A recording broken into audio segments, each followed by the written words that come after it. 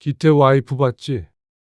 나이가 당신이랑 얼마 차이도 안 나는데 아가씨 같은 거 봐라. 기태 기사라서 말 많은 거 봤지?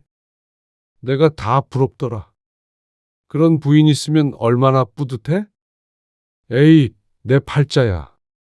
당신 이렇게 퉁퉁 불어버릴 줄 알았으면 결혼 안 했지. 당신도 반성 좀 해. 내가 뭘 반성해? 살쪄서 미안하다고 해야 해? 그럼 미안해야지. 사기 결혼한 거 아니야? 아가씨 때는 날씬했잖아. 애 낳고 살다 보니까 그런 거지. 아까 그 여자들은 애 안 낳았어? 왜 당신만 그렇게 디룩디룩해졌는데? 여자로 보이겠냐? 살찌면 여자도 아니야? 그럼 내가 여자가 아니면 뭔데 도대체? 여자로 안 보이지. 방앗간 절구통? 아니면 드럼통이랑 사는 것 같아. 오늘 이야기 속 주인공은 53세 유효선 씨입니다. 그리고 그녀의 남편에 관한 이야기이죠. 유 씨는 자신이 새롭게 태어난 것이 남편 덕이라고 생각했습니다. 남편이 아니었다면 아마 평생 예쁜 옷 한 번 다시 못 입어보고 인생이 저물었을 것 같았습니다.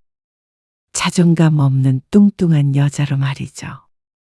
남편의 비하 발언, 모욕적인 태도, 경멸 어린 눈빛 같은 것들이 유 씨를 다시 태어나게 했습니다. 그래서 고마웠습니다.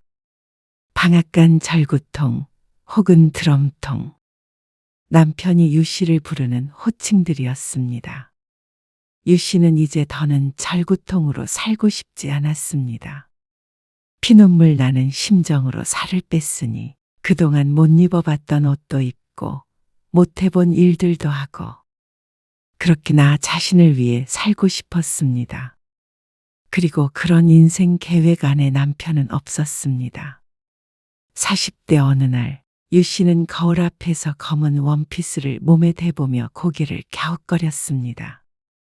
몇 년 전에 큰딸이 인터넷으로 사줬던 옷인데 그 당시에는 몸매를 좀 가려주는 것 같더니 막상 입으려고 하자 좀 부담스러워 보였습니다.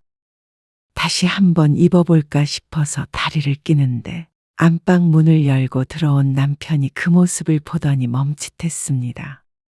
그 옷은 왜 꺼냈어? 행사가 있을 때마다 입는 옷인데 1년 전에 입고 안 입었던 옷이었습니다. 어디 가냐는 듯이 새삼스럽게 묻는 남편에게 오히려 유 씨가 되물었습니다. 동창 모임 있다며? 동창 대여섯 명이서 모이는데 지난번에 지나가는 말로 부부동반이라는 소리를 들어서 기억해두고 있었습니다. 이번 주 토요일이 모임 날이라 유 씨도 미리 옷을 입어볼 생각이었습니다. 유 씨는 말을 하면서 원피스를 끌어올렸습니다.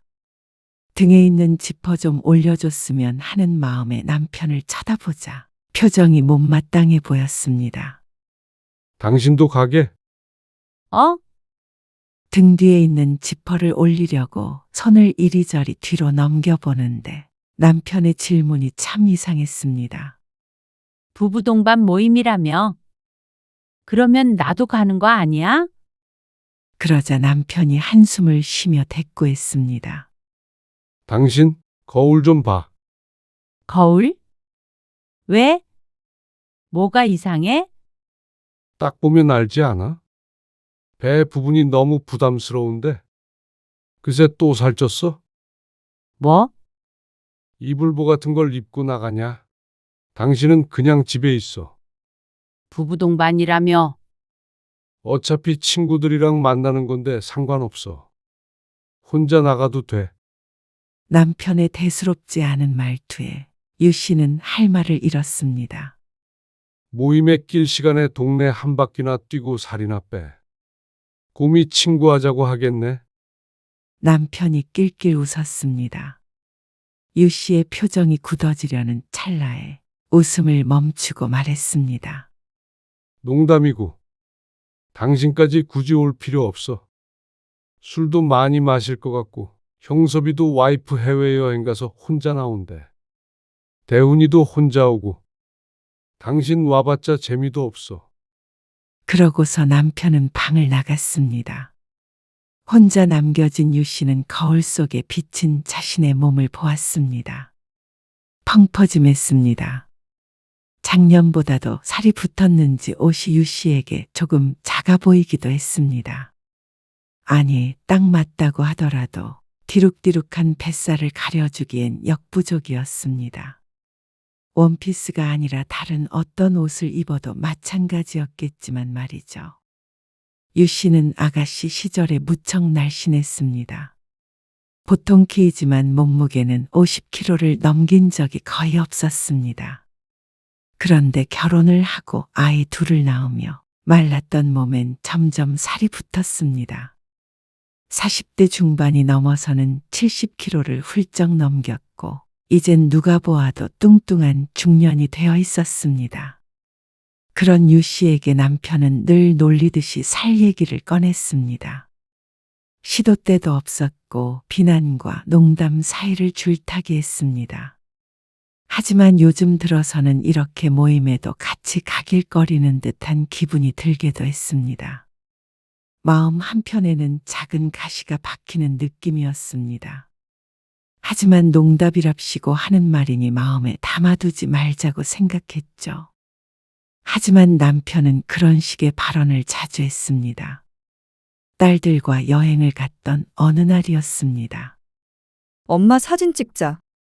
다 같이 바다 배경으로 사진을 찍는데 남편이 유 씨를 자꾸 어깨로 밀었습니다. 왜 그래?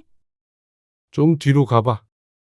내가 당신보다 키가 작으니까 앞에 서야지. 맞아, 아빠. 엄마는 사진 찍으면 화면이 꽉 차니까 뒤에 서야지. 뭐? 화면에 당신밖에 안 보이네. 딸들이 그 말을 듣고 웃었습니다. 유 씨도 억지로 따라 웃으며 뒤로 물러섰습니다. 하지만 마음은 좋지 않았습니다. 아무리 농담이라도 그런 소리를 듣고 기분이 좋을 여자는 없을 테니 말이죠. 밥을 먹을 때도 마찬가지였습니다. 아유, 당신은 진짜 잘 먹네. 여행지에서 먹는 음식은 맛있었습니다. 원래도 해산물 종류를 무척 좋아했던 유 씨는 그날따라 더 맛있게 음식을 먹었습니다. 열심히 먹는 유 씨를 유심히 바라보던 남편이 웃으며 말했습니다. 꼭 어린아이가 밥을 잘 먹었을 때 칭찬하는 말투였는데 유 씨의 귀에는 그게 비꼬는 것처럼 느껴졌습니다. 접시까지 먹겠어. 맛있어서 그런 거지. 딸도 유 씨 못지않게 먹는 중이었습니다. 엄마, 더 드세요. 진짜 맛있지? 혜지야, 아빠가 봤을 때 엄마는 충분히 먹었어. 여기서 더 먹으면 굴러다녀. 왜 말을 그렇게 해?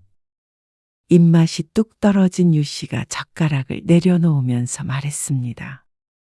그러자 남편이 당황하며 변명했습니다. 에이, 그냥 농담으로 한 소리지. 많이 먹어, 여보. 뭐 좀 더 시킬까? 그래도 기분 나빠. 아이고, 알았어. 안 그럴게. 웃자고 한 말을 가지고 되게 뭐라 그러네. 남편이 멋쩍은 웃음을 지으며 유 씨의 손에 젓가락을 다시 들려줬습니다. 여기서 더 따졌다가는 모처럼의 여행을 망칠까봐 애써 입꼬리를 끌어올렸습니다. 남편이 아기가 있어서 하는 말은 아니라고 생각했습니다. 하지만 그런 것과는 별개로 서운한 건 서운한 것이었습니다. 아이들을 낳으며 처음 살찌기 시작했을 때 유 씨의 남편은 이런 사람이 아니었습니다. 오히려 살찐 것도 예쁘다며 배를 쓰다듬곤 했습니다. 하지만 무섭게 불어오는 체중의 태도가 조금 바뀌기 시작했죠. 이런 종류의 농담을 하기 시작한 것도 40대 무렵부터였습니다. 그때 이미 몸무게가 70을 넘어 80 정도가 되었으니 더 이상 예쁘게 봐주기는 힘들 거라는 것은 알았지만 그래도 들을 때마다 서글픈 농담이었습니다. 그리고 시간이 지나면서 남편의 농담엔 웃음기가 지워졌습니다. 농담처럼 웃으면서 하던 말들이 이제는 진심 어린 비난으로 변해갔습니다. 어느 토요일 오후 유 씨가 대청소를 하느라 거실을 걸레질하며 땀을 흘리고 있었습니다. 쓰레기를 버리고 들어온 남편은 무릎을 꿇고 바닥을 닦는 모습을 보더니 말했습니다. 육수 뚝뚝 떨어지는 거 봐라. 남편의 말에 유 씨가 어리둥절해서 부엌을 쳐다보았습니다. 무슨 말인지 의아했습니다. 갑자기 육수가 무슨 말인가 싶었습니다. 육수? 무슨 육수? 당신 얼굴에서 뚝뚝 떨어지네. 그러면 닦거나 많아잖아. 남편의 말에 반사적으로 손으로 얼굴을 훑었습니다. 그러자 땀이 흥건하게 묻어났습니다. 남편은 유 씨의 땀을 두고 육수라는 표현을 썼습니다. 돼지나 고기를 우릴 때 쓰는 단어를 말이죠. 그러고서 남편은 퉁명스럽게 말했습니다. 살이 그렇게 찌니까 조금만 움직여도 땀을 한 바가지 흘리잖아. 그런 거 보고도 아무 생각이 안 드냐? 더 이상 웃음기가 없는 목소리였습니다. 그래도 그나마 몇 년 전이었다면 농담이라고 마지막엔 웃었을 텐데 말이죠. 유 씨의 걸레질도 멈췄습니다. 가슴이 쿵 내려앉는 느낌이었습니다. 충격을 받아서 그런지 따질 생각도 못했습니다. 남편은 그런 유 씨를 힐끔 보더니 안방으로 들어가 버렸습니다. 눈길도 주기 싫다는 듯 고개를 팩 돌리며 말이죠. 한참 뒤에야 다시 걸레질을 시작할 수 있었습니다. 이번에는 땀이 아닌 눈물을 흘리면서 말이죠. 그리고 얼마 뒤 저녁을 먹고 같이 소파에 앉아서 TV를 보고 있던 때였습니다. 과일을 먹는데 남편이 딴지를 걸었습니다. 과일도 그거 다 살찌는 거야. 귤이 살쪄? 달달하잖아. 당연히 살찌지. 당신은 물만 마셔도 살찌는데 밤늦게 뭘 그렇게 자꾸 먹어. 유 씨는 세 번째 귤을 까지 못하고 도로 접시 위에 올려놓았습니다. 그런 말을 듣고도 먹으면 돼지 소리를 들을 게 뻔했기 때문이었습니다. 그런데 드라마를 보던 남편이 리모컨으로 화면을 가리키며 말했습니다. 김희애가 당신보다 나이가 훨씬 많지? 훨씬까진 아닌데 많긴 많지. 이야, 여자는 저래야지. 그러면서 유 씨의 몸을 위아래로 훑었습니다. 관리를 잘하나 보지. 여배우잖아. 유 씨가 말하자 남편이 혀를 차며 대꾸했습니다. 여배우 아니더라도 날씬한 여자 많다. 저거 김희애 사진 한 장 뽑아가지고 식탁 옆에다가 붙여놔. 그래야 조금이라도 식욕이 줄지. 뭐라고? 왜 배우랑 비교를 해? 유 씨도 할 말이 없는 건 아니었습니다. 늘 유 씨에게 살쪘다고 뭐라고 하지만 남편도 술을 좋아해서 그런지 배가 많이 나왔습니다. 물론 유 씨처럼 누가 봐도 뚱뚱한 것은 아니었어도 남편도 최민수와 비교하면 볼품없기는 마찬가지였습니다. 배 나온 아저씨일 뿐이었죠. 나랑 당신이랑 같아? 남편에게 얘기했더니 어처구니 없다는 반응이 돌아왔습니다. 뭐가 다른데? 난 남자고 당신은 여자고. 그리고 당신이 나보다 몸무게 더 나가잖아. 비웃듯이 말하는 남편 때문에 유 씨는 전의를 상실했습니다. 지난번 식사를 할 때에도 작작 좀 먹으라며 핀잔했던 것도 서운했지만 이런 식의 말은 유 씨를 짓밟았습니다. 당신 너무한 거 아니야? 그런데 정 같았으면 농담이라고 했을 남편은 무심히 대꾸했습니다. 너무한 건 당신 뱃살이지. 그러더니 다시 시선을 TV 화면에다가 두는 남편. 유 씨는 방으로 들어왔습니다. 더는 나란히 앉아 TV를 보고 싶지 않았습니다. 물론 남편은 그런 유 씨를 신경도 안 쓰는 눈치였습니다. 침대에 엎드려 베개에 얼굴을 묻고 있는데 눈물이 찔끔 나는 것 같았습니다. 자꾸만 남편의 말들이 머릿속을 맴돌았습니다. 유 씨는 점점 위축되어 갔습니다. 자신이 뚱뚱한 걸 모르는 바보는 아니었습니다.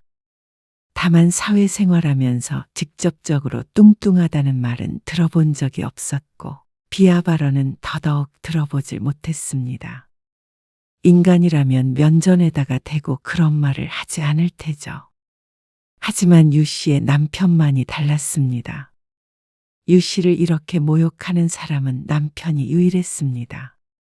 가족이라 걱정되어서 조언을 하는 거라면 유 씨도 겸허히 받아들였겠지만 남편의 말엔 걱정이 아닌 경멸이 담겨 있을 뿐이었습니다. 이 세상에서 가장 유 씨를 못마땅해 하는 사람을 꼽자면 단연 1등은 남편일 거라고 유 씨는 확신했죠. 그러다 작년 봄이었습니다. 여보, 부부 동반 모임 있는데. 남편이 식사를 하다가 모임 이야기를 꺼냈습니다. 부부 동반 모임은 안 간 지 꽤 됐는데 남편이 웬일인가 싶었습니다. 직장 동료 셋이랑 만나는 거거든. 꼭 와이프들도 참석하라고 하네. 그러니까 남편의 뜻은 아니라는 소리였습니다. 그 말을 하면서도 표정이 썩 좋지 못했기에 눈에 뻔히 보였습니다. 그러니까 당신도 좀 꾸미고 와. 남편의 말을 듣고 난 뒤로 유 씨는 무엇을 입을지 고민이 되었습니다. 회사에 입고 다니는 옷들은 모임에 입기엔 너무 평범해 보였습니다. 남편이 말하는 동료들의 와이프들을 유 씨도 전에 본 적이 있었는데 다들 고왔습니다. 혹시 비교 당할까봐 무서웠죠. 이것저것 몸에 대보아도 뚱뚱해 보이는 것 같아서 신경이 쓰였습니다. 그래서 결국 딸에게 도움을 요청했습니다. 독립해서 나가서 살고 있는 딸 둘이 옷을 사는 걸 도와줬습니다. 이 옷 괜찮다. 몸매도 커버되고. 그러게. 날씬해 보이네. 정말? 딸들의 말에 유 씨는 기분이 좋았습니다. 디자인보다도 몸매가 많이 드러나지 않는 옷을 위주로 고르게 되었습니다. 그 와중에 디자인도 꽤나 괜찮아 마음에 들었습니다. 검은색 블라우스와 치마를 골라 입었는데 모임 당일에 그 옷을 입은 유 씨를 보고는 남편이 위아래로 훑었습니다. 왜? 별로야? 무슨 말을 바라냐? 옷이 사람 잡아먹겠네. 점점 더 사이즈가 커지는 것 같아. 이상해? 됐다. 그냥 나와. 그 이상이 없을 것 같으니까. 유 씨는 칭찬까지 바라지도 않았지만 생각보다 안 좋은 남편의 반응에 기분이 가라앉았습니다. 모임에 도착하기도 전에 주눅이 들게 되었죠. 조용한 횟집에 도착하니 이미 세 쌍의 부부가 와 있었습니다. 모두 반갑게 인사를 나눴습니다. 처음에는 회사 이야기, 자식들 이야기 등 무난한 주제로 대화가 이어졌습니다. 유 씨도 음식을 먹으며 즐겁게 대화에 참여했습니다. 그러다가 누군가 건강 이야기를 꺼냈습니다. 요즘 저는 아침마다 요가해요. 나이 드니까 확실히 무슨 운동이든 해야 되더라고요. 몸이 예전 같지가 않으니까.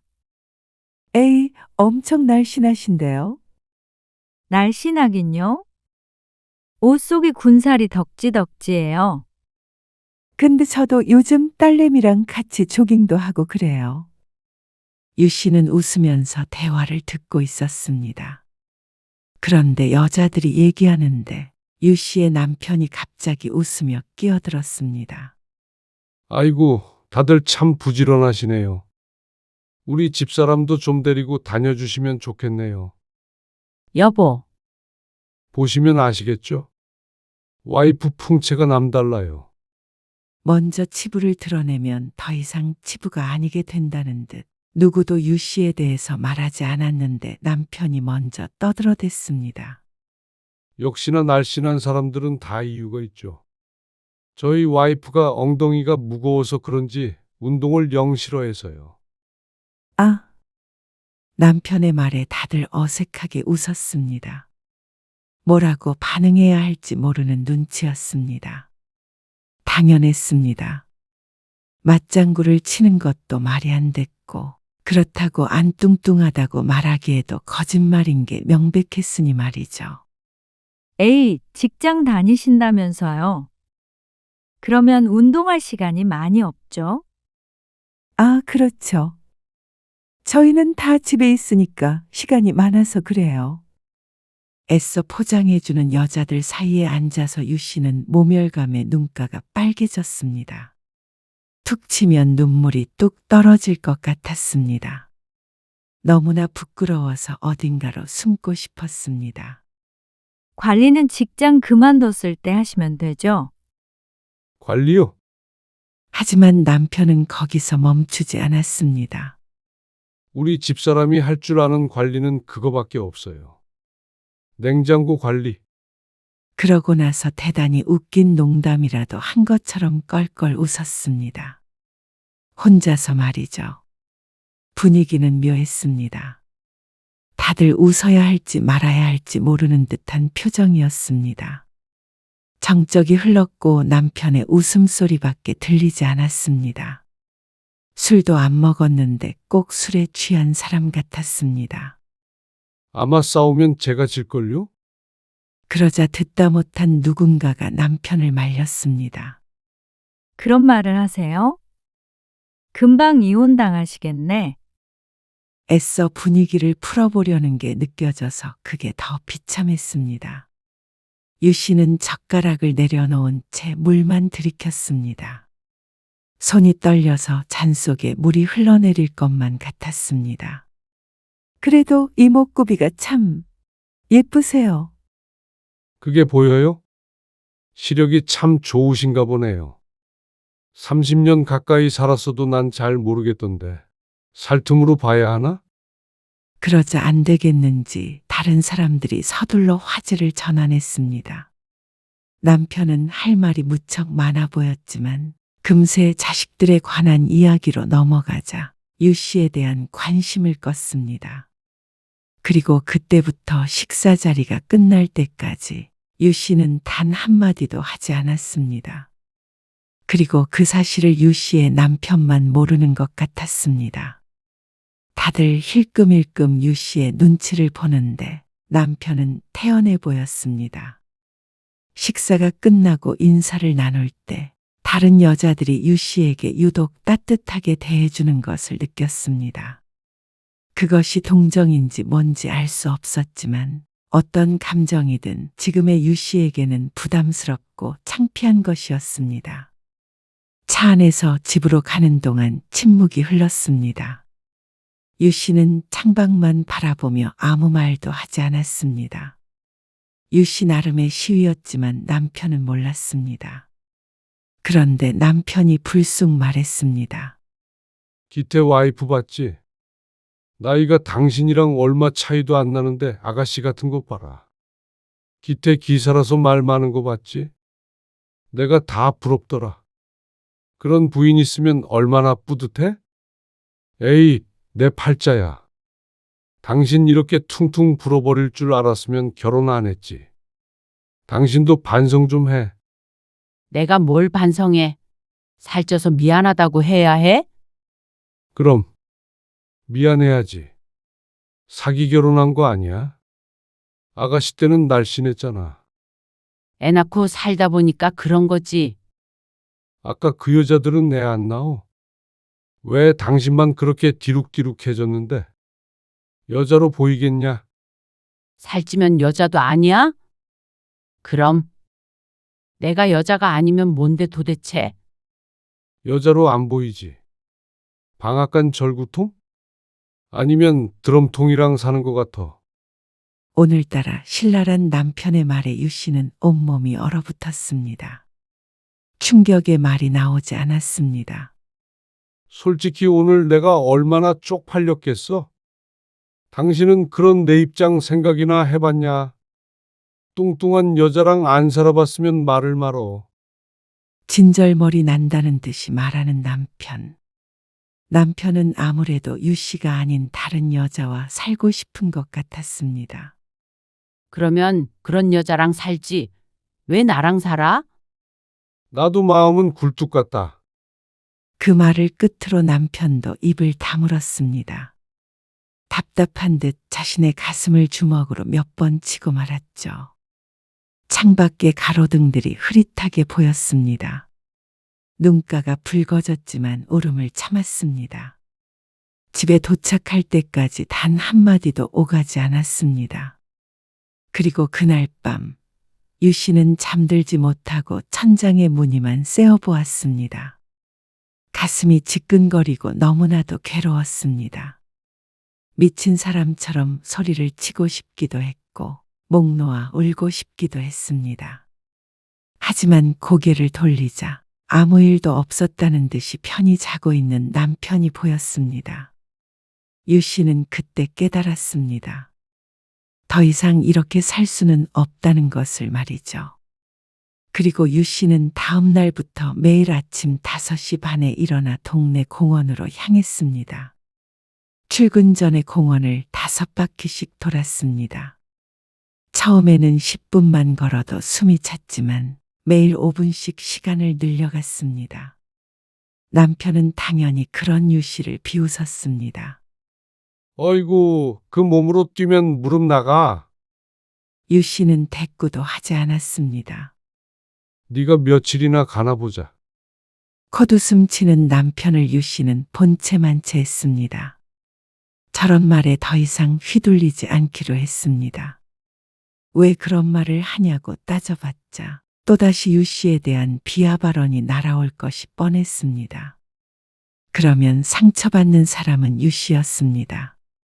그동안 숱하게 당해온 일이었습니다. 울고불고 하며 남편을 바꿔보려고 해봤지만 소용없는 것이었죠. 유 씨는 이제 흔들리지 않았습니다. 목숨을 걸겠다는 각오를 했습니다.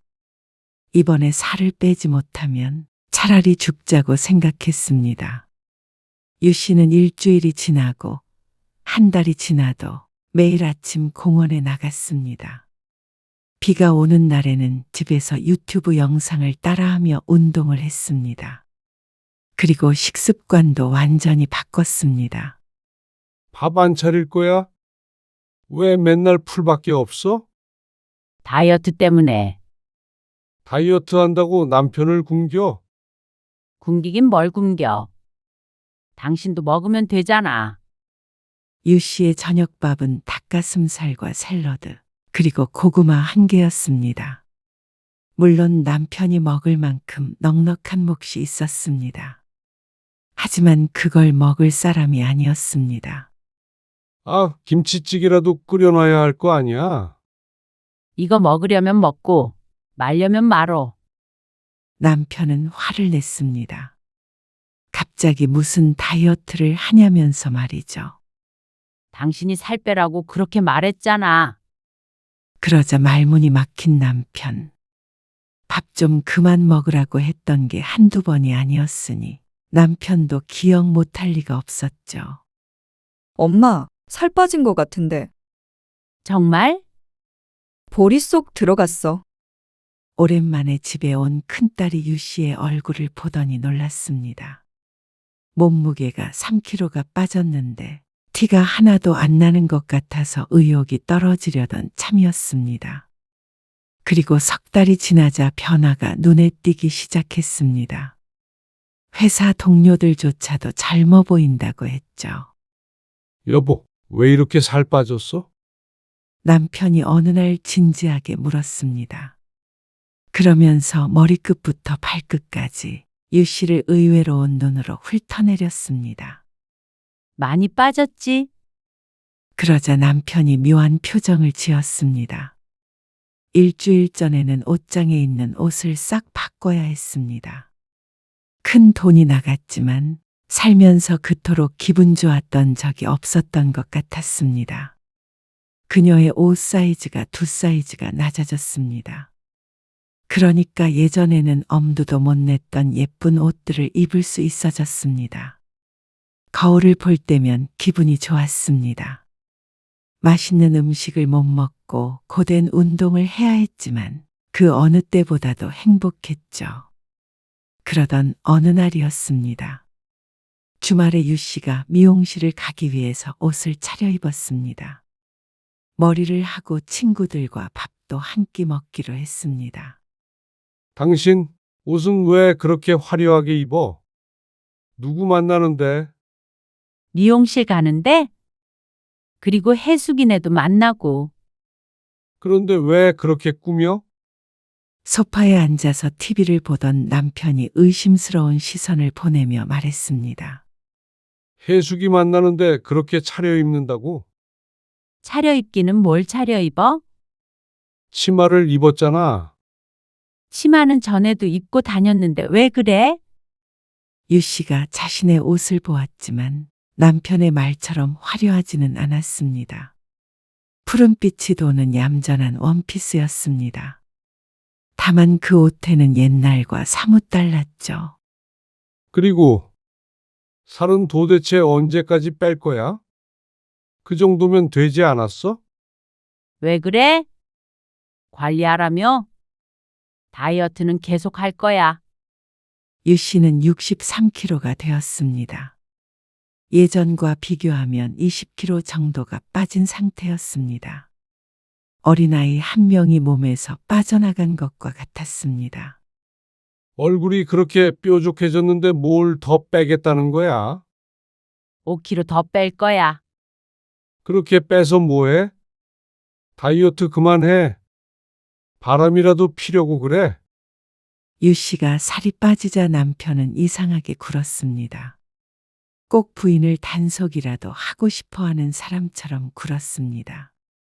자꾸만 어디 가냐고 누구를 만나느냐고 캐물었습니다. 예전 같았으면 절대 하지 않았을 질문들이었습니다. 하지만 그럴수록 유 씨는 자주 외출했습니다. 유 씨도 살이 빠지니 자신감이 생겼습니다. 이제 누구의 옆에 서도 비교되지 않았습니다. 아가씨 때처럼 늘씬한 것은 아니었지만 꽤나 봐줄 만한 정도가 되었습니다. 예전에 모임에서 여자가 말했던 것처럼 이목구비는 미인이라고 할 만했습니다. 살에 파묻혀 있던 남편도 모른다고 했던 그 얼굴이 드러났죠.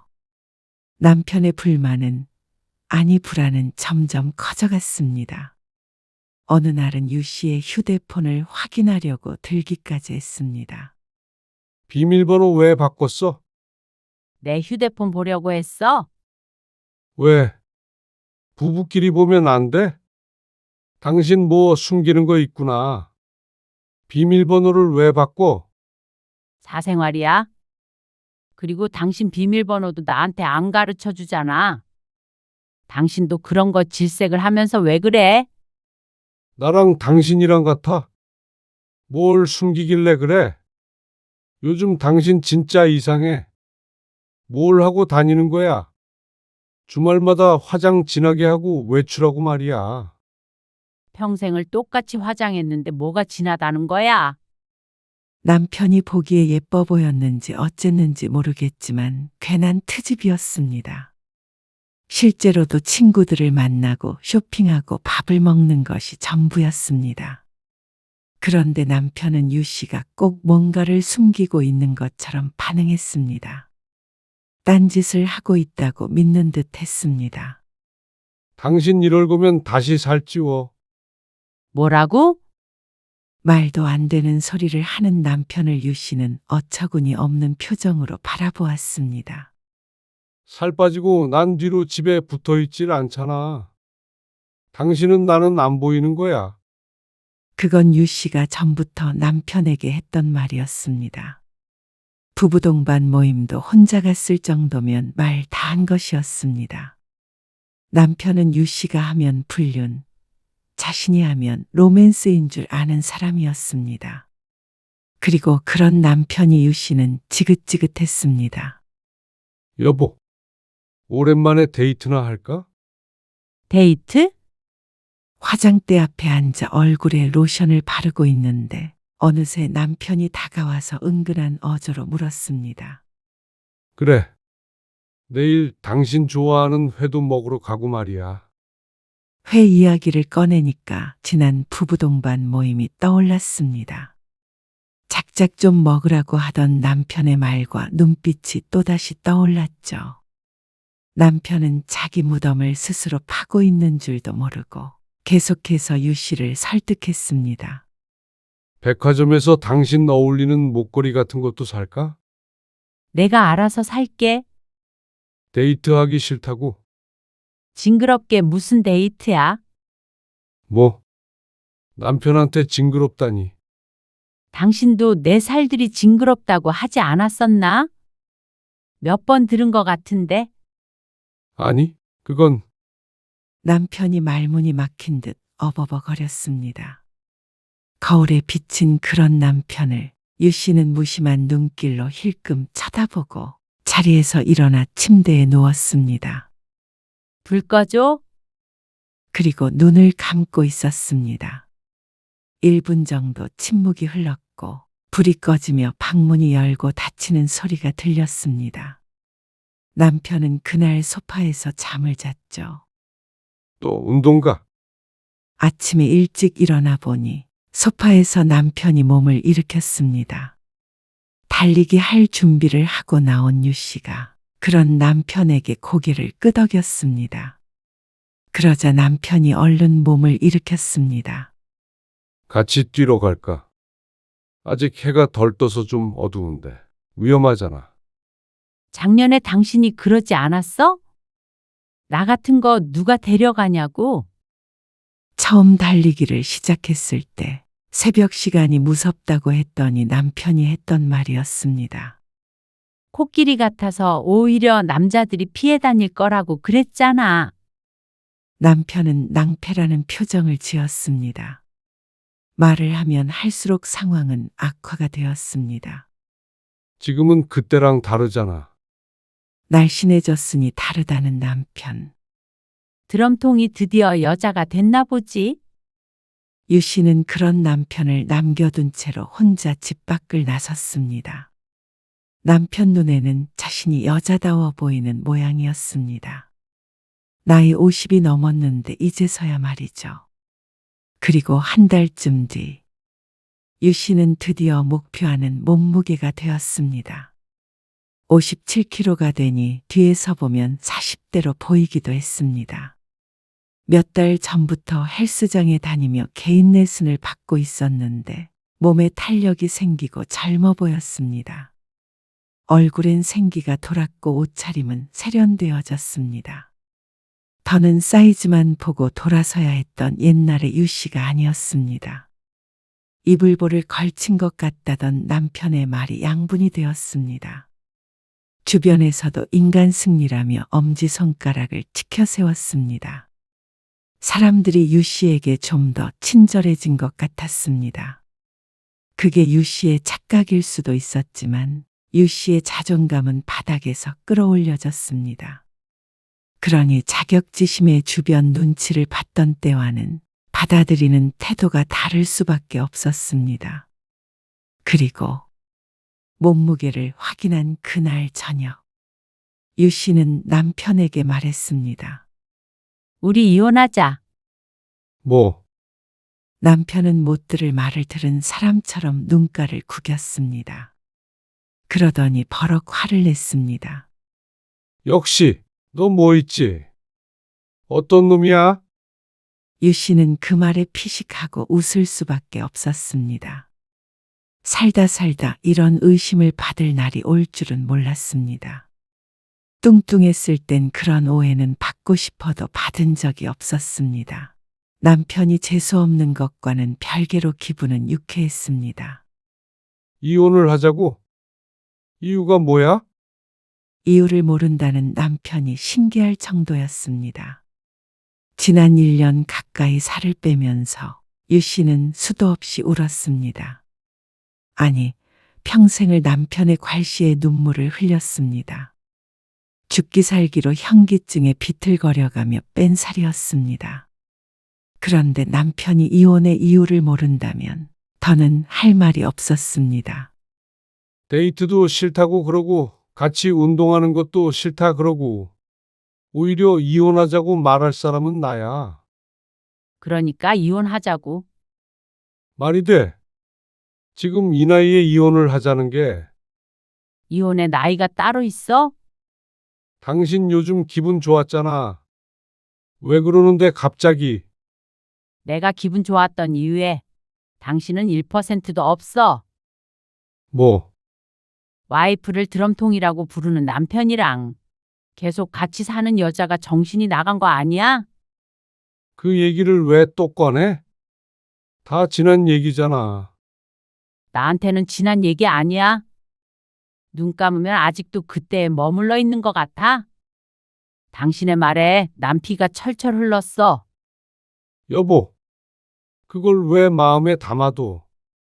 나도 나름 당신 걱정돼서 한 소리였잖아. 건강 챙기라고 살 좀 빼라고 한 게 그게 그렇게 죄야? 당신 모임에서도 날 등신 취급했어. 뚱뚱하다는 이유만으로 사람을 그렇게 비참하게 만들었어. 난 한시도 잊은 적이 없다고. 걱정? 2번 걱정했다가는 사람 죽겠어. 그래서 살 뺐잖아. 결국 다 잘 된 거잖아. 이제 나도 당신한테 뚱뚱하다고 할 이유가 없으니까 이젠 잘 좀 지내보면 안 되는 거야. 당신은 참 쉽다. 여전히 잔인하고 이기적이야. 나는 절대 이혼 못해. 도장 못 찍어. 소송하면 돼. 아쉽게도 매일같이 비하를 했던 말들은 따로 녹음하지 못했지만 휴대폰 통화 음성 기록은 남아 있었습니다. 밥 먹듯이 숨 쉬듯이 유 씨를 모욕했던 것들이 고스란히 있었습니다. 드럼통, 절구통, 코끼리, 물소, 풍선 인형, 덩어리.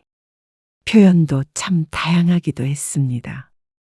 어디 좀 같이 가자고 하면 같이 다니기 쪽팔린다. 옷을 싸러 왔다고 하면 맞는 옷이 있느냐? 포대자루 사러 갔냐? 그동안 남편이 했던 폭언들을 일일이 들어보는데 그런 소리를 듣고도 같이 살았던 자신이 참 바보 같았습니다. 여보, 이런 건 다 농담이잖아. 상황이 심각하다고 여겨졌는지 남편은 한껏 누그러진 음색으로 유 씨를 설득하려고 했습니다. 이게 이혼 사유가 되겠어? 내가 바람을 피웠어? 아니면 도박을 했어? 정신적 학대. 수십 년간 지속적으로. 뭐, 그게 무슨 이혼 사유야? 부부 사이에 그런 말도 못해? 부부 사이면 인격을 모독해도 되는 거야? 유 씨는 더 이상 설명하고 싶지 않았습니다. 살을 빼기로 마음먹은 그 순간부터 이날만을 기다려왔습니다. 이미 1년 전부터 계획하고 있던 일이었습니다. 유 씨는 결국 몇 달 뒤 남편과 이혼을 했습니다. 당신이 나이 먹고 여자 혼자서 남편 없이 잘 먹고 잘 살 수 있을 것 같아? 이러려고 남들 요가 다닐 때 난 열심히 직장에 붙어 있었나 보지? 재산도 분할했고 아직까지 지속적인 수입이 있었습니다. 남편과 다를 것 없는 상황이었습니다. 처음부터 남편이 먹여 살렸던 것도 아니니 말이죠. 남편은 그런 유 씨를 비난했습니다. 친척들이나 주변에도 유 씨의 험담을 하고 다녔습니다. 아빠가 엄마가 살 빼고 바람나서 아빠 버린 거라고 고모한테 그랬대. 고모가 그게 사실이냐고 나한테 전화 왔어. 바람이나 났으면 억울하지 않겠네. 그러니까 엄마가 무슨 바람이야. 망상하면서 살라고 그래? 유 씨는 신경 쓰지 않았습니다. 어차피 남편과 이혼한 이상 시집 식구들과의 연도 끊어진 것이나 마찬가지였으니 말이죠. 유 씨는 거울 앞에서 새 옷을 입어봤습니다. 줄어든 몸매에 어떤 옷이든 잘 어울려서 우아해 보였습니다. 유 씨는 씩하고 입꼬리를 올려 웃어보았습니다. 그럼에도 눈가는 눈물로 글썽거렸습니다. 서러운 세월이었습니다. 그놈의 살이 뭔지, 뚱뚱한 게 뭔지, 왜 사람다운 대접을 못 받고 살아왔나 싶었습니다. 유 씨는 더는 그렇게 살고 싶지 않았습니다. 뚱뚱하든 날씬하든 누군가의 무시를 받으며 살 이유가 없었습니다. 유 씨는 자신을 사랑하려고 노력했습니다. 그리고 얼마 뒤 남편에게서 연락이 왔습니다. 연락이 올 것을 유 씨는 알고 있었습니다. 여보, 미안해. 내가 당신이 없으니까 깨달았어. 내 말이 심했어. 당신을 인격적으로 못 대했어. 정말로 미안해. 유 씨는 이혼하는 과정에서 통화의 녹음본을 글로 기록한 자료를 제출했습니다. 남편도 그 모든 것을 읽어봤죠. 당황하던 그 표정이 떠올랐습니다. 하지만 이제 와서 그런 사과가 무슨 수용인가 싶었습니다. 가정을 위해 헌신한 자신의 배우자를 드럼통에 비유하는 인성을 가진 사람과는 인생을 함께 할 마음이 없었습니다. 당신이 늘 원했던 대로 자기 관리 잘하고 날씬한 여자 만나서 새 장가 들어. 나는 당신밖에 없어. 내가 그리우면 절구통 하나 구매하던가? 그러고는 유 씨는 차갑게 전화를 끊어버렸습니다. 그러고는 심호흡을 한참 했습니다. 끓어오르는 울음인지 화인지를 참아내렸습니다. 잠시 뒤 유 씨는 평온해졌습니다. 다음부터 요가를 배우기로 했는데 요가할 때 입을 옷을 좀 사야겠다 싶어서 인터넷 창을 열었습니다. 그리고 유 씨의 입가엔 다시 미소가 번졌습니다.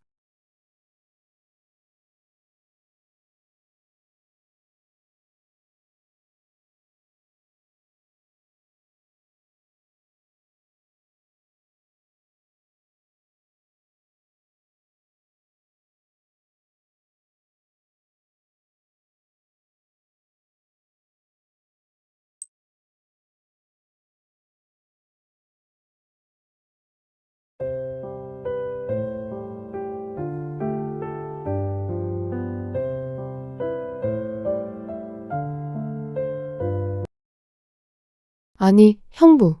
우리 양평 데려다 주는 거 아니었어요? 저도 피곤해서 집에서 좀 쉬고 싶네요. 저는 이번 여행에서 역할이 뭐였나요? 운전기사. 뭐? 무슨 말을 그렇게 해?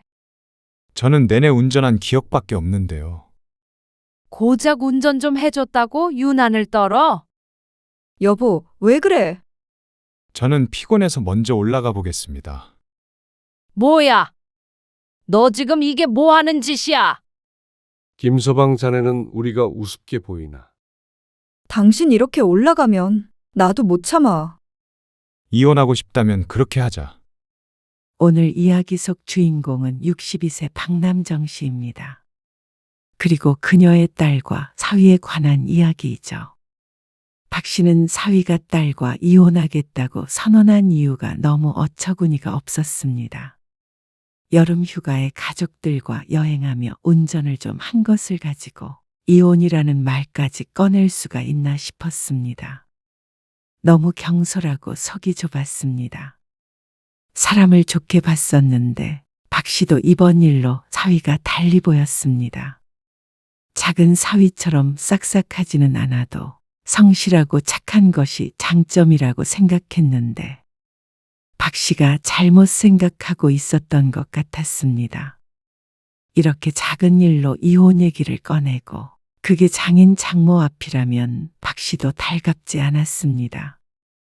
여행 경비를 다 대라고 한 것도 아니었고 가기 싫다던 사위를 억지로 끌고 간 것도 아니었습니다.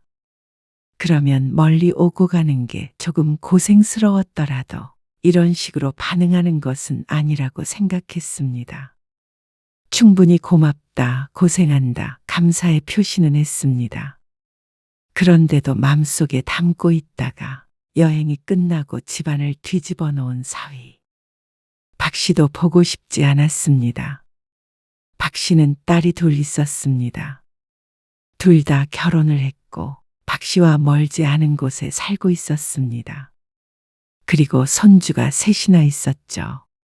올해는 꼭 우리 다 같이 여행 가자. 정희 네가 소희네랑 휴가 날짜 좀 잘 맞춰봐.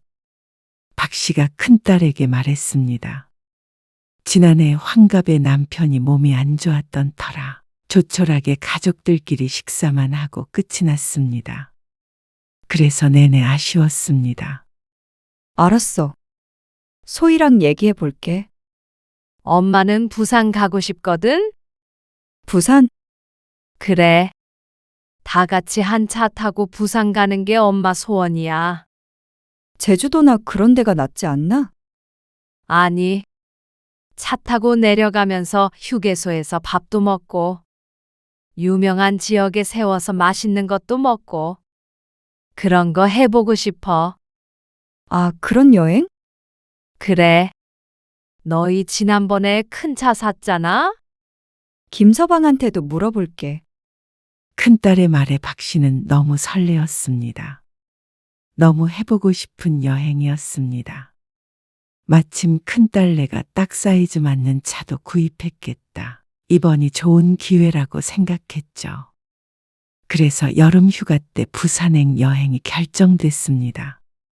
다행히 두 딸들의 일정이 잘 맞아들었습니다. 차가 김서방 차니까 운전은 김서방이 좀 해줘야겠는데. 괜찮지? 아, 네. 제가 할게요.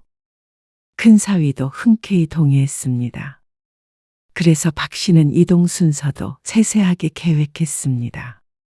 먼저 서울에서 큰딸 부부가 차를 몰고 박 씨가 살고 있는 인천으로 와서 자신들을 태워야 했습니다. 그 다음에 용인 들렸다가 부산으로 가면 되겠다. 전날에 한 곳에 모여 있거나 하는 게 좋지 않을까요? 동선이 너무 길어지는 것 같다며 큰딸이 우려의 목소리를 냈습니다. 불편하게 뭘 그래?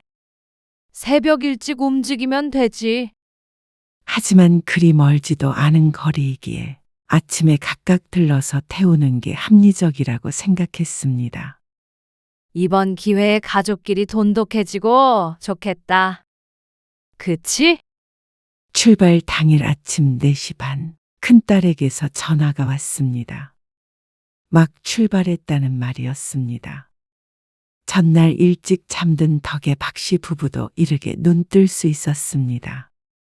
5시가 조금 넘자 박 씨네 아파트 단지 앞에 스타리아 차량이 섰습니다. 왔니? 박 씨가 반갑게 인사를 하며 차에 올라탔습니다. 조수석에는 남편이 탔죠.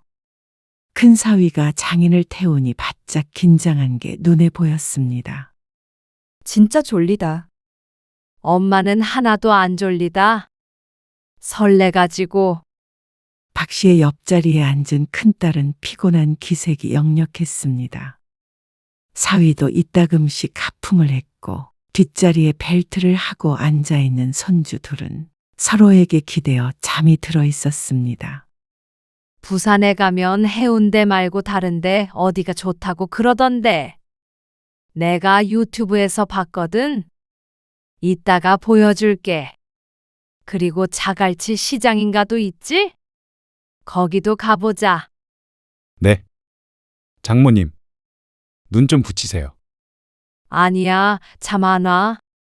그리고 용인까지 가서 작은 딸네 가족을 태웠습니다. 차 안이 북적북적했습니다. 휴게소에 들를까요? 아니, 한중간쯤 도착하면 가자. 사위가 말을 거는데 어쩐지 눈이 가물가물 감겼습니다. 수도권을 벗어나면 바로 휴게소에 갈 생각이었는데 잠이 와서 의욕이 줄었습니다. 그러면 좀 주무세요. 장모님, 빨리 잠이 올까 싶었지만 박 씨는 꾸벅꾸벅 졸기 시작했습니다. 차는 쌩쌩 달리기 시작했고 떠들썩했던 차 안은 어느새 조용해졌습니다. 박 씨는 잠깐씩 잠에서 깼습니다. 주변을 둘러보니 앞자리에 앉아있던 남편까지 포함해서 전부 잠이 든 것 같았습니다. 박 씨는 또다시 까무룩 정신을 잃었습니다. 적당히 흔들리는 차의 진동이 잠들기 딱 좋았습니다. 그러다가 소근소근 들리는 대화 소리에 박 씨는 정신이 들었습니다. 휴게소에서 한번 멈추는 게 좋을 것 같아. 가장 가까운데 얼마나 남았어? 3km. 많이 졸리지? 조금만 참어. 졸리니? 박 씨가 둘의 대화에 끼어들었습니다. 목소리가 꽉 잠겨 있었습니다. 출발한 지 2시간이 지나 있었습니다. 일찍 일어났더니 아무래도 피곤하긴 했던 모양이었습니다. 간단하게 뭐 좀 먹을까? 휴게소에 도착해서 모두들 스트레칭도 하고 화장실도 다녀왔습니다. 아침을 이곳에서 먹으면 좋겠다 싶었습니다. 이런 것도 다 추억이 되지 않겠나 싶었습니다. 그래서 맛없어 보이는 휴게소 음식도 꿀맛 같았습니다. 여보, 나 좀 피곤한데. 식사가 어느 정도 끝나가자 큰 사위가 딸에게 말했습니다. 딸은 난감한 듯한 표정이었습니다. 아, 운전하기 힘들어? 빨리 가야 할 것 같은데. 나는 고속도로에서 운전이 자신이 없어서. 그래, 김서방. 위험한데 왜 애한테 운전을 맡기려고 해? 김서방이 고생 좀 해. 중간중간 쉬어가면 되지. 좀 더 내려가서 고속도로에서 나가서 맛있는 것도 먹고 그러자. 네. 알겠습니다. 그래도 큰 사위의 차니까 주인이 모는 게 좋을 것 같아서 사위를 격려하며 말했습니다. 사위는 눈밑이 거뭇해 보였습니다. 하지만 휴게소에서 밥도 먹고 쉬었으니 기운을 좀 차렸을 거라고 생각했습니다. 다들 차에 올라타서 즐겁게 대화를 나눴습니다. 한숨 자고 일어나니까 생기를 되찾은 것 같았습니다. 아이들도 깨서 소리를 지르고 난리가 났죠. 장인어른, 휴게소에서 잠깐 서도 될까요? 그런데 사위가 앞자리에서 남편에게 묻는 말이 들렸습니다. 출발한 지 1시간 정도 됐을 때였습니다. 목을 연신 좌우로 움직이는 걸 보니 허리든 목이든 불편한 것 같았습니다. 그때 박 씨가 앞으로 몸을 기울여 사위에게 말했습니다. 그냥 얼른 가. 점심 먹게 식당으로 가자고. 휴게소에서 또 밥을 먹기도 좀 그렇잖아. 시간만 늦어지니까 좀만 고생해서 가죠. 그래요. 형부. 애들도 너무 힘들어하는 것 같아요. 아이들은 처음에는 신이 나서 떠들었지만 시간이 지나면서 점점 힘들어하기 시작했습니다. 좁은 공간에서 장시간 앉아 있는 것이 쉽지 않았겠죠. 특히 막내는 참얼미까지 하는 것 같았습니다. 여보, 피곤해? 그렇긴 한데. 계속 갈게. 그래. 얼른 도착해서 쉬는 게 낫지. 박 씨의 남편까지 거들자 사위는 다시 속력을 냈습니다. 그리고 가장 가까웠던 휴게소를 지나쳐 버렸습니다. 여러모로 합리적인 선택이라고 생각했습니다. 다들 지쳤으니까 어디든 내려서 식사도 할 곳이 필요했죠. 우리 포항에 들렸다가 가자. 포항에요? 박 씨가 휴대폰을 한참 들여다보다가 사위에게 말했습니다. 가는 길에 맛집이 있으면 고속도로를 나가려고 했는데 아무리 생각해도 이왕에 경상도에 가는 거 포항이 나을 것 같았습니다. 부산에서만 묵는 일정이기 때문에 지금이 아니면 중간에 들리지는 못할 것이었습니다. 또 언제 경상도에 올까 싶어서 차 핸들을 돌리게 만들었습니다. 운전석에서 한숨 소리가 들리는 것 같았지만 그게 사위의 목소리인지 차가 덜컹거리는 소리인지 헷갈렸습니다. 박 씨는 깊이 생각하지 않고 손주들과 끝말잇기를 했습니다. 포항에 도착해서 바다 근처에 있는 횟집을 찾았습니다. 부산에도 이런 곳이 있을 테지만 포항은 포항만의 분위기가 있었죠. 이렇게 좋은 날 한잔 해야지. 남편도 이번 여행이 좋았는지 들떠 보였습니다. 장인어른, 제가 한 잔 따르겠습니다. 작은 사위가 남편에게 술병을 기울였습니다. 식탁 위에는 각종 해산물이 깔려 있었습니다. 평소에 많이 좋아하지는 않았지만 오늘따라 맛이 좋았습니다. 당신도 한 잔해. 그럴까? 소희 너도 마셔. 나도? 그래, 소희야. 이럴 때 아니면 언제 먹니? 술을 마실지 말지 고민하는 작은 딸에게 박 씨가 말했습니다. 그리고 큰 딸에게도 소주를 한 잔 따라 주었습니다. 술 맛이 좋겠다. 평소에도 술을 좋아하는 큰딸이 한바구음을 지었습니다. 가족이 다 같이 모여서 좋은 음식에 술을 마시려고 하니까 딸도 들뜬 것 같았습니다. 잔 다 채웠지? 어?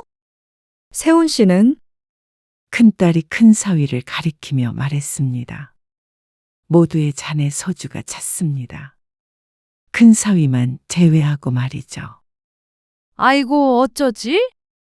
그런데 포항이 목적지가 아니기 때문에 누군가는 운전을 계속해야만 했습니다. 아, 큰 사위는 술잔을 만지작거리며 머뭇거렸습니다. 혹시 한 잔하고 싶나? 그때 남편이 헛기침을 하며 큰 사위에게 물었습니다. 아니요. 그러자 큰 사위가 고개를 가로저었습니다. 아니야. 내가 안 마실게. 운전하면 되지. 자네가 마셔. 그러자 작은 사위가 눈치를 보더니 잔을 조심스럽게 내려놓았습니다. 장인어른, 운전은 제가 할 테니까 장인어른은 드세요. 그럴까? 자기가 왜 운전을 해? 형부 있는데. 형님이 운전 오래 하셨으니까. 차라리 내가 할게. 그러자 너도 나도 자기가 운전을 하겠다고 했습니다. 작은 딸은 기분이 상한 듯 소주잔을 탁소리가 나게 내려놓았습니다. 운전 누가 하면 어때? 내가 운전만 할 줄 알았으면 했을 텐데. 박 씨가 깊은 한숨을 내쉬면서 말했습니다. 그러자 즐거웠던 분위기가 한순간이 가라앉았습니다. 정적이 잠시 흘렀습니다. 아이들은 분위기를 모르고 떠들고 있었죠. 그때 큰딸이 사위의 옆구리를 쿡쿡 찌르는 것이 보였습니다. 눈짓을 보아하니 사위에게 그냥 계속 운전을 하라는 듯한 느낌이었습니다. 그러자 큰 사위가 잠시 한숨을 쉬더니 입을 열었습니다. 아닙니다. 제가 계속 운전하겠습니다. 큰 사위가 말했습니다. 박 씨도 그러는 게 좋을 것 같다는 생각을 했습니다. 아무래도 큰 사위의 차이고 보험에 가입도 안 되어 있으니 말이죠. 괜히 사고라도 나면 골치가 아파질 것 같았습니다. 그럴래, 그럼? 어차피 부산 도착해서도 저녁에 한잔 할 거잖아. 그렇긴 하지. 그러자 모두들 납득하는 분위기가 됐습니다. 큰 사위만 빼고 모두들 술잔을 들어 올렸습니다. 큰 사위는 술잔 대신에 물잔을 들었죠. 그렇게 1시간 반 정도 식사를 했습니다. 딸들은 덜하지만 작은 사위와 남편은 꽤나 얼큰하게 취한 것 같았습니다. 박 씨도 알딸딸한 게 기분이 참 좋았죠. 차는 다시 출발했습니다.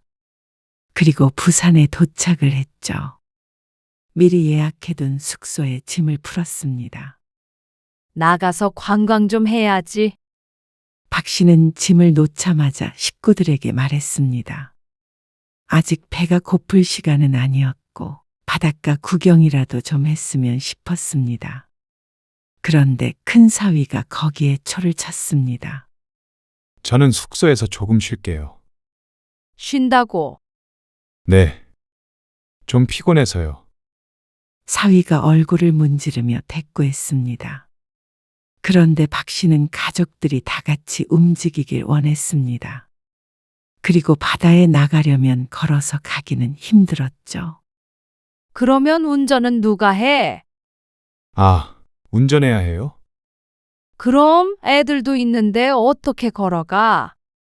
자기야, 바다까지 걸어가려면 한 20분 걸리더라고. 그럼 택시 타고 가면 안 돼. 이 인원이 택시 타려면 2대는 있어야 하는데. 그리고 여기저기 다니기는 좀 힘들잖아.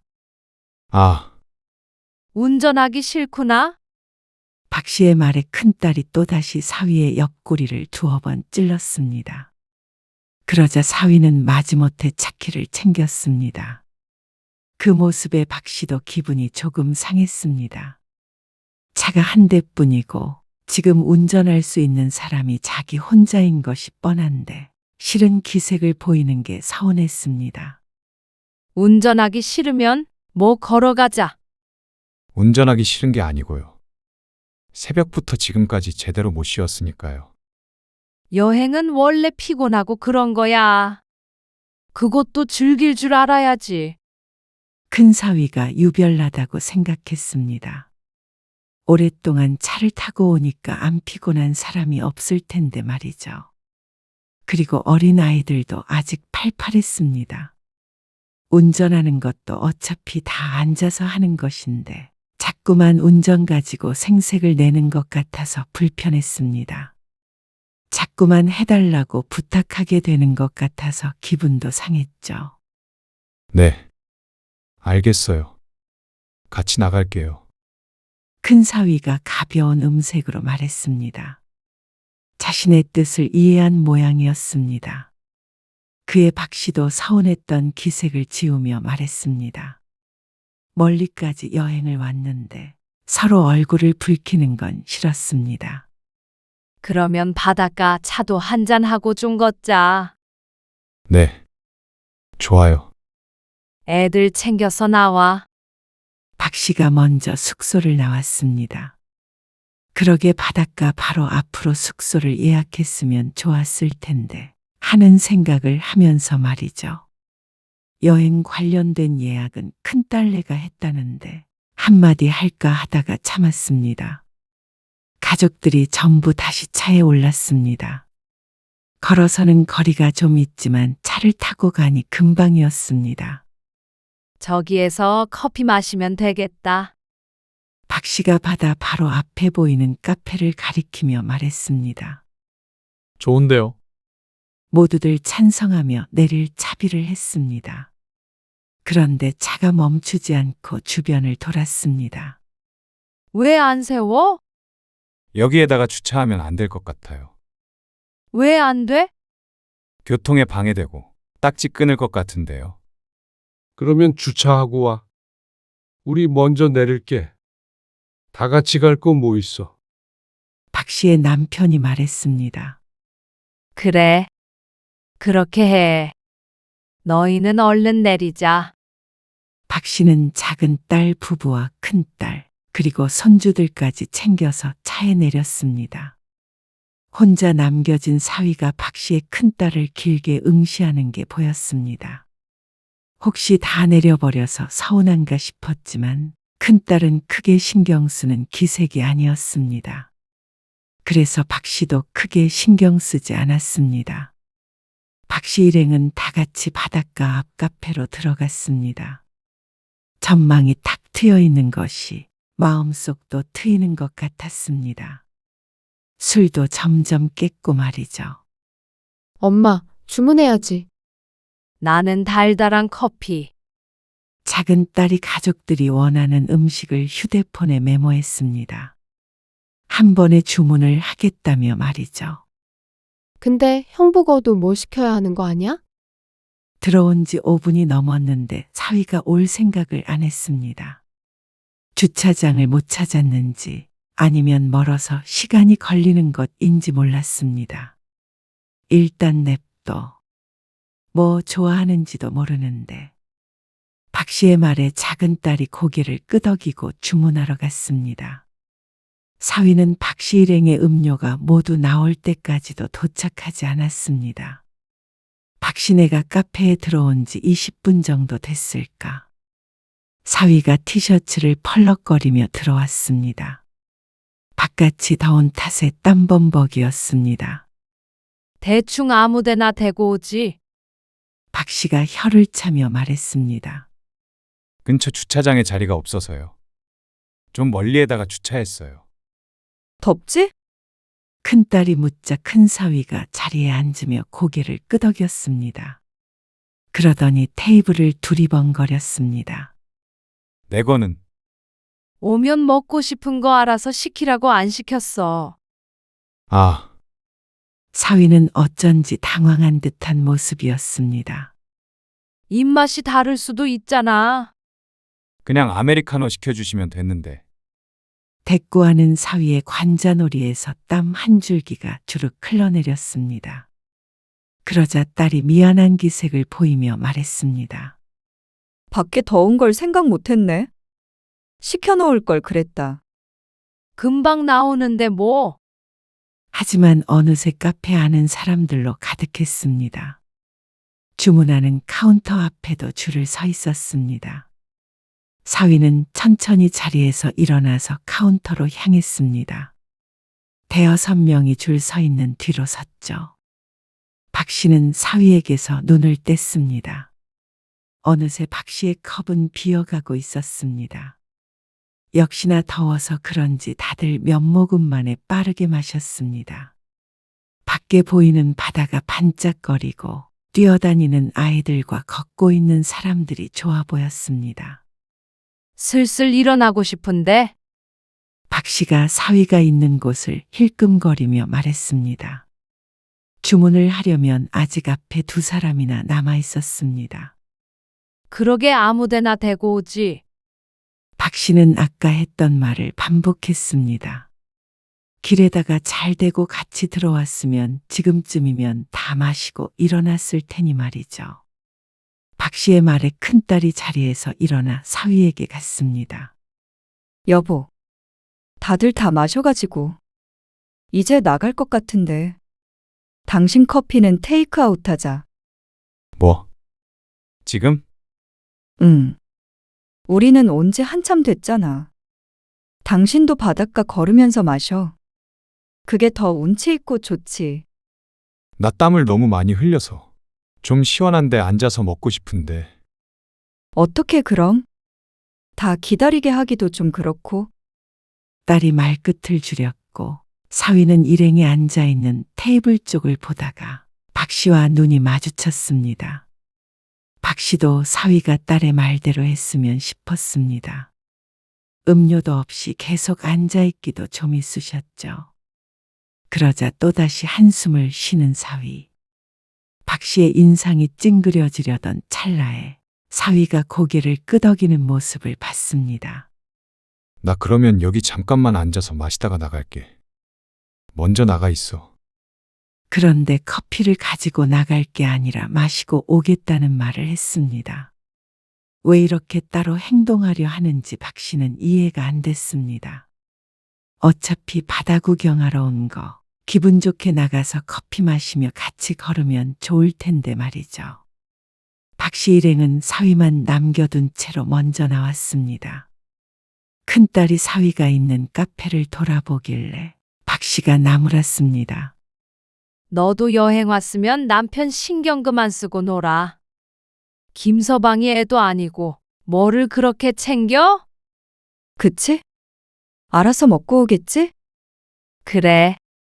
딸이 박 씨에게 팔짱을 끼며 웃었습니다. 박 씨 일행은 바닷가를 거닐었습니다. 날이 덥긴 했지만 차가운 음료를 마시기도 했고 해가 지고 있어서 좀 나은 것 같았습니다. 김서방은 왜 안 나온다니? 전화해 볼게. 후다닥 마시고 나와야지. 자꾸만 기다리게 하는 통에 신경이 쓰였습니다. 곧 어디든 들어가서 식사를 해야 하는데 또 사위가 오기만을 기다려야 하니 말이죠. 딸과 통화를 한 사위는 잠시 뒤에 보였습니다. 커피를 다 마시지 못했는지 플라스틱 컵에 들고 나온 듯 했습니다. 우리 이제 밥 먹어야지. 아, 네. 부산이니까 횟집이나 그런 곳으로 찾아봐. 네. 아, 근데 엄마. 김서방 회 잘 못 먹긴 하는데 아까도 먹었잖아. 즐겨 먹진 않아. 어머, 그래도 부산에 왔는데 해산물 안 먹고 뭘 먹니? 난 뭐 좋아서 먹어. 그냥 분위기로 먹는 거지. 박 씨가 어처구니가 없어서 사위를 쳐다보았습니다. 그러자 사위가 대답했습니다. 아닙니다. 저는 괜찮아요. 괜찮대잖아. 그래? 자기 괜찮아? 그럼 횟집으로 검색한다. 그렇게 박 씨 가족은 또다시 횟집에 가서 또다시 술판을 벌렸습니다. 짧은 거리였지만 차를 가지고 온 사위가 걱정돼서 쳐다봤더니 또다시 물만 마시고 있었습니다. 한잔하지 그래. 그래. 차 놓고 택시 타고 가면 되지. 걸어가거나. 큰 사위는 잠시 말이 없더니 고개를 저었습니다. 차 가지고 갈게요. 대리 불러도 되고. 왜 그렇게 융통성이 없니? 그냥요. 술을 별로 안 먹고 싶네요. 그래서 사위는 또다시 술을 마시지 않고 구석에서 혼자 조용히 밥만 먹었습니다. 뭔가에 꽁에 있는 것 같아서 마음이 쓰였습니다. 술맛도 없어지는 것 같아서 이내 시선을 돌렸습니다. 그리고 다음 날도 그 다음 날에 부산에서 다시 올라가는 날에도 비슷한 상황이 지속됐습니다. 박 씨 가족은 큰 사위의 차를 타고 이동했습니다. 너무나도 즐거운 시간을 보냈습니다. 이보다도 만족스러운 여행은 지난 몇 년간 해본 적이 없는 것 같았습니다. 올라갈 때 우리는 시댁에 좀 내려줄 수 있나? 사돈네 가게? 우리끼리 여행해서 좀 눈치가 보여서 말이야. 작은 딸이 눈치를 보면서 물었습니다. 부산에서 출발해서 중간쯤 올라갔을 때였습니다. 사돈네가 양평인데 그러면 동선을 어떻게 해야 하나 고민을 하고 있는데 큰 사위가 가만히 있더니 대꾸했습니다. 장모님, 집마다 다 내려드리는 건 힘들 것 같습니다. 그 말에 박 씨가 놀라서 쳐다보았고 딸들도 이게 무슨 소린가 하고 눈이 동그래졌습니다. 여보, 안 내려주면 어떡해? 그래. 김서방. 올라가는 김에 데려다 줘야지. 인천도 가야 하는데 양평에 들르면 어차피 다 거기서 거기지. 위쪽인데. 인천이랑 양평이 정반대예요. 저희 집은 그 가운데고요. 어쩐지 사위의 말투가 이상했습니다. 표정도 그렇고 뭔가 따지는 것처럼 느껴졌습니다. 내내 얌전히 있다가 왜 이러는지 몰랐습니다. 여행도 끝나서 다들 피곤할 텐데 안 데려다 주면 도대체 집에 어떻게 가라는 것인지 몰랐습니다. 이왕 가는 거 데려다 줘야지. 차도 없는데 그러면 어떻게 가라는 거야? 그래. 여보, 그건 좀 그렇다.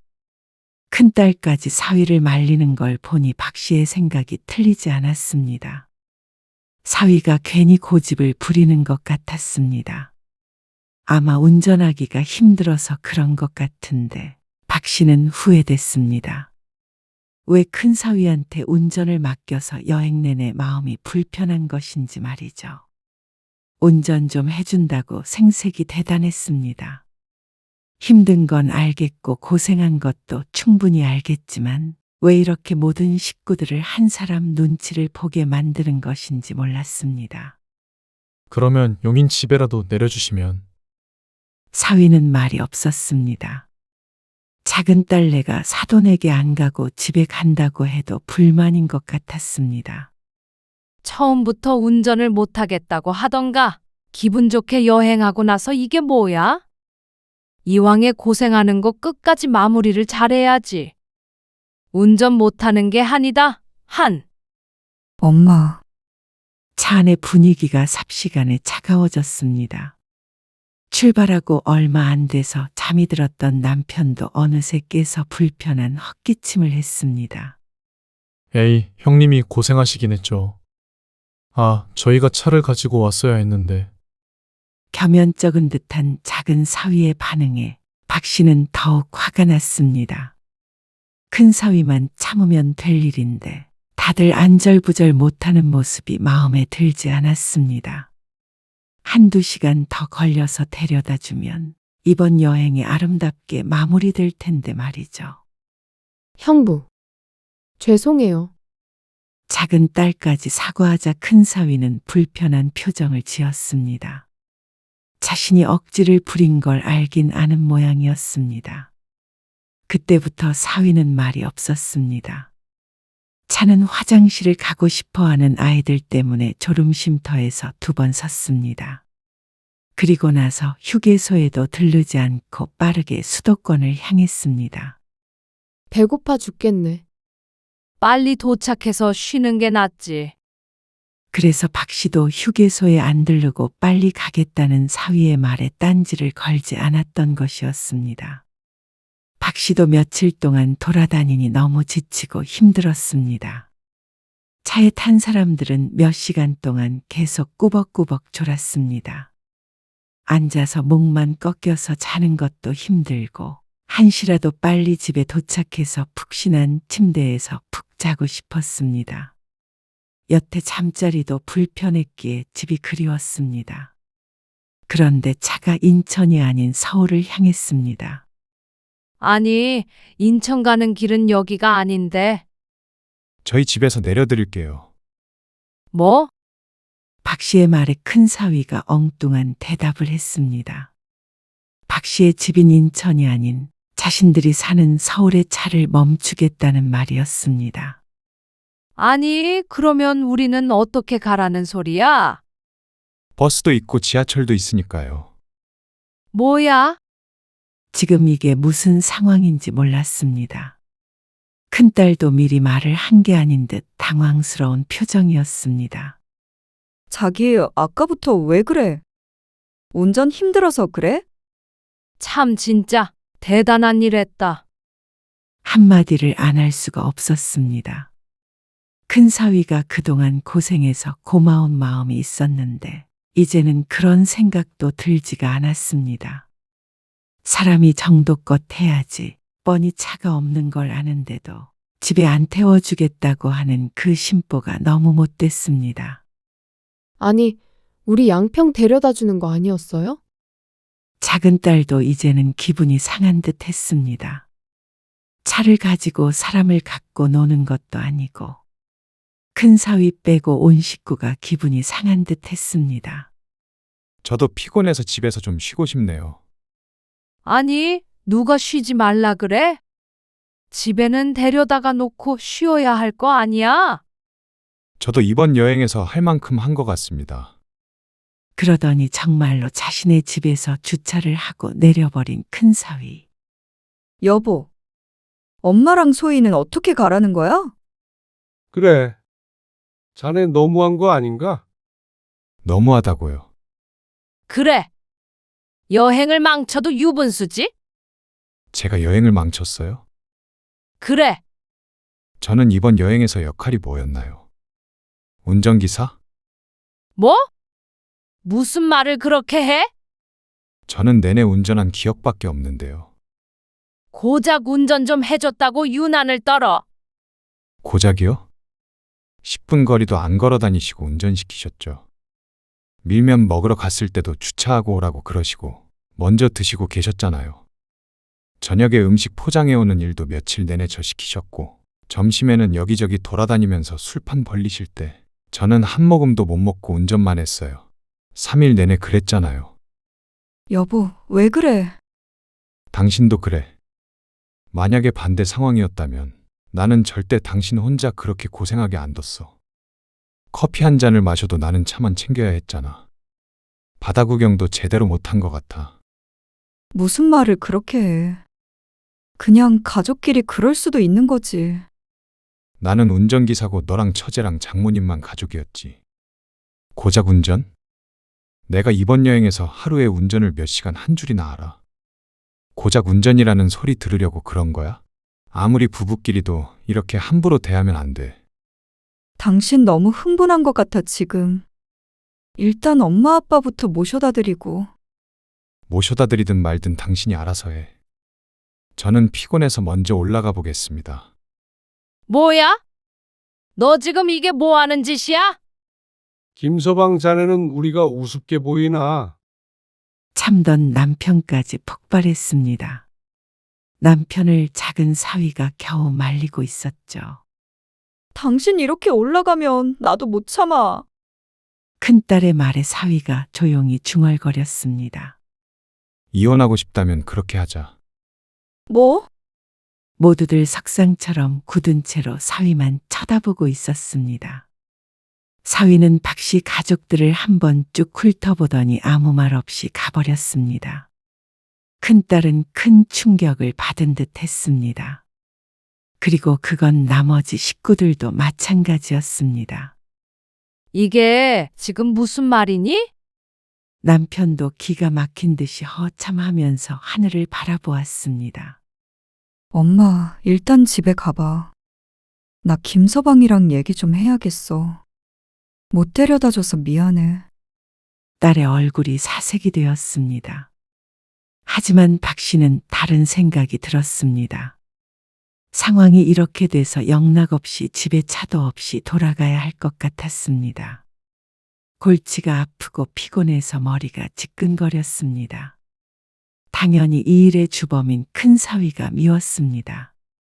사람이 저렇게 경솔할 수가 있나 싶었습니다. 사람을 좋게 봤었는데 자신이 잘못 봤던 것인 듯 했습니다. 겨우 집에 돌아와서 쓰러지듯 침대에 몸을 눕히니 시간이 한참 지나 있었습니다. 밥도 제대로 못 먹고 억울했습니다. 큰딸내에게선 연락이 없었습니다. 별일이야 있겠나 싶었지만 큰딸이 사위에게 제대로 얘기를 했을까 걱정이 됐습니다. 그런 버릇은 초장에 고쳐야 하는데 말이죠. 그런데 며칠 뒤에 뜻밖의 연락을 받게 되었습니다. 큰딸에게서 메시지가 왔죠. 엄마, 김서방한테 사과해. 우리가 너무했던 것 같아. 우리만 즐겼던 여행이었고 내 남편은 희생만 했어. 누구도 제대로 고맙단 말도 안 했잖아. 인간적으로 그러면 안 됐어. 기가 막혔습니다.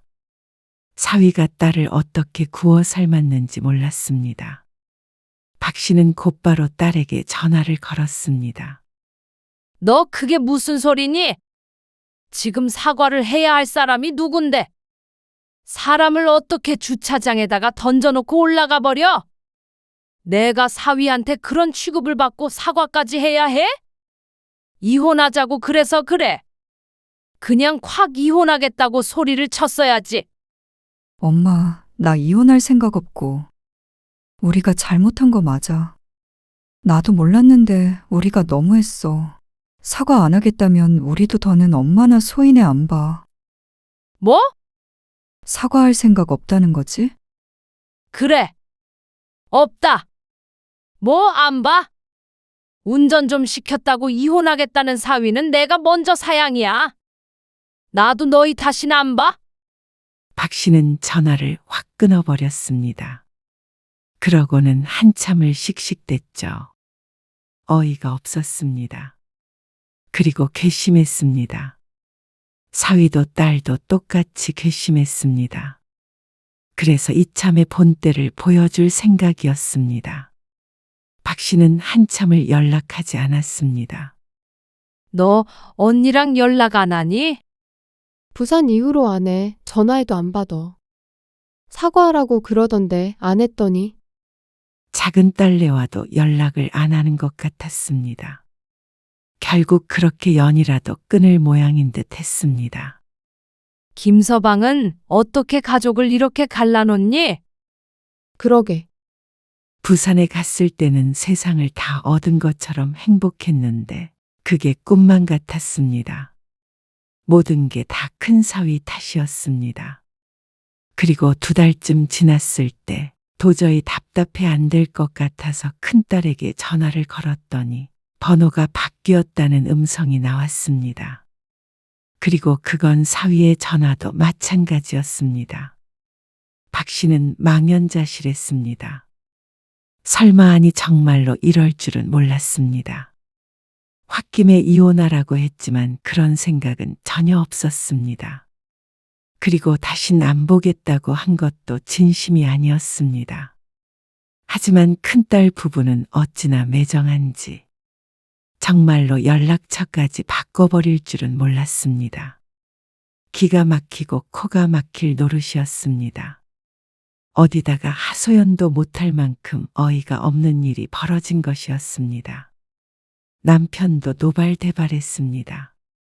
얼른 연락해서 욕을 한 바가지 퍼부으라고 했지만 연락처를 알아야 욕을 하든 말든 할 것이었습니다. 그렇다고 전화번호까지 바꾼 사위의 집에 무작정 찾아갈 수도 없었습니다. 곧 추석이 다가오는데 이번엔 작은 딸만 보게 될 것 같았습니다. 처음으로 두 딸이 모이지 않는 명절이었습니다. 먼저 전화해서 살뜰하게 챙겨주던 사위도 이제는 못 볼 것 같았습니다. 자꾸만 큰딸네를 떠올리다 보니 자신이 잘못했나 하는 생각까지 하게 되었습니다. 의도는 하지 않았어도 사위가 서운할 만했다 하는 일들도 몇 개 떠올랐습니다. 그래서 용기를 가지고 집에 찾아갔습니다. 아무도 없길래 문 앞에다가 쪽지를 남기고 왔습니다. 미안하다고 마음 상한 부분이 있으면 오해를 풀자는 말이었습니다. 그러자 모르는 번호로 답장이 왔는데 사위인지 딸인지는 몰랐습니다. 오해는 없었고 사과는 늦었습니다. 그게 끝이었습니다. 박 씨는 허탈했습니다. 몇 달 사이에 딸을 잃은 마음이 공허했죠. 그날 그렇게 올려보내지 말걸. 아니, 사위에게 고맙다고, 미안하다고 진작 말할걸. 후회했습니다. 그렇지만 메시지처럼 너무 늦어버린 것 같았죠.